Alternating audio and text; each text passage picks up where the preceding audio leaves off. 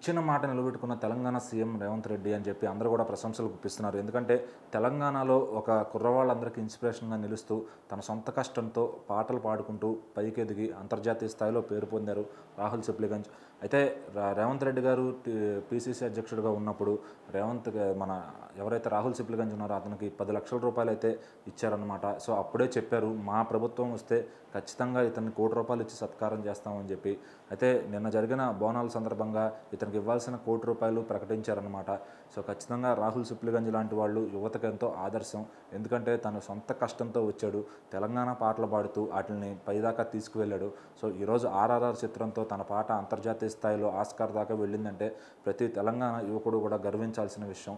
So అందరూ కూడా అతను ఆదర్శంగా తీసుకుని కష్టపడి పనిచేసి తెలంగాణ యువకులు అంటే ఇది అని చెప్పి సత్తా నిలుపుకోవాలని చెప్పి, సో అలా సాధించిన ప్రతి ఒక్కరిని కూడా ప్రభుత్వం ఆదరిస్తుందని చెప్పి, సో చెప్పిన మాట నిలబెట్టుకుంటున్నానని చెప్పి నిన్నైతే బోనాల సందర్భంగా రాహుల్ సిప్లిగంజ్ గారికి ₹1,00,00,000 చెక్కును అయితే అనౌన్స్ చేశారనమాట.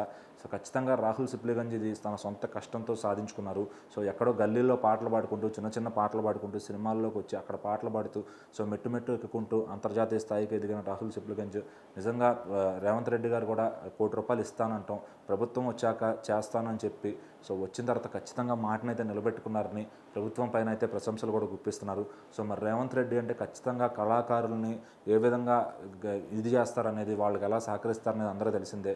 సో మన ఈ మధ్యన గద్దర్ అవార్డ్స్ కూడా పెట్టి దాదాపుగా 2014 నుంచి రావాల్సిన అవార్డులన్నీ వాటినైతే ఇవ్వడం జరిగిందనమాట. నంది అవార్డులు అనేవి లేకపోవడంతో మళ్ళీ గద్దర్ అవార్డ్స్ అనేవి పునర్నిర్మాణం చేసుకున్నాయి. సో ఖచ్చితంగా ఇక్కడ నుంచి ప్రతి సంవత్సరం గ్రాండ్గా ఆ గద్దర్ అవార్డ్స్ కూడా ఉంటాయని చెప్పి, సో ఆ గద్దర్ అవార్డ్స్ కూడా మరి రాహుల్ సిప్లిగంజ్ గారికి స్పెషల్ స్థానం కల్పించారు. సో ఖచ్చితంగా తెలంగాణ యువకులు కానీ పేరు సాధిస్తే ఈ ప్రభుత్వం అండగా ఉంటుందని చెప్పి రేవంత్ రెడ్డి గారు అయితే ప్రూవ్ చేశారనమాట. సో మరి నెక్స్ట్ ఇలాంటి మంచి మార్కులు సంపాదించి ఇలా మంచి నగదు బహుమతిని అందుకుని ఇంకెవరు ఎలాంటి కుర్రాళ్ళు వస్తారు తెలంగాణ నుంచి అని చెప్పి అందరూ ఎదురు చూస్తున్నారు.